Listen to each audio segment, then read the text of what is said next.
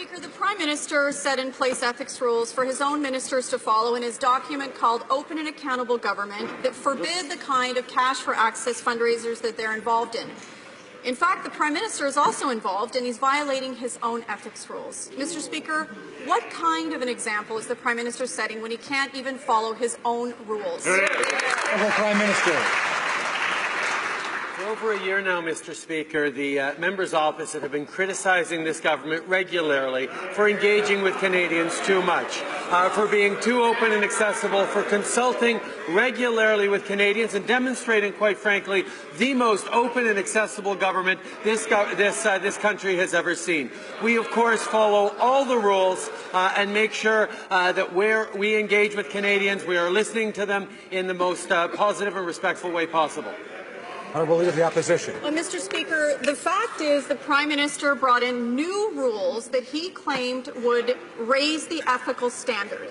But he's not doing that. In fact, he's violating these very ethical rules that he brought in. And these are not open to the general public. These are exclusive fundraisers for people who can afford it and who happen to be invited.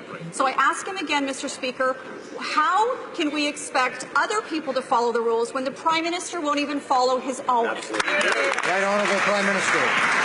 Mr. Speaker, as the member opposite Wells knows, I spend a tremendous amount of time working hard for Canadians right across the country, meeting with them, meeting with crowds, meeting with individuals, listening to consumer groups, listening to small businesses, engaging with Canadians right across the country, and I will continue to, as will our ministry, the members of our cabinet.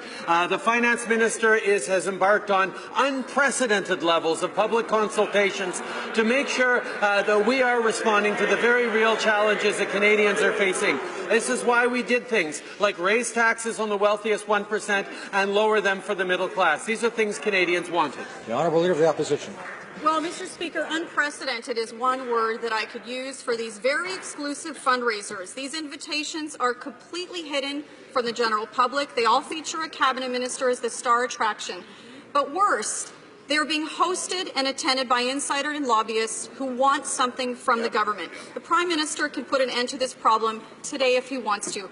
All he has to do is enforce his own rules. No cash for access fundraisers, no preferential access to government. Why doesn't he just stop doing this? The Honourable Prime Minister.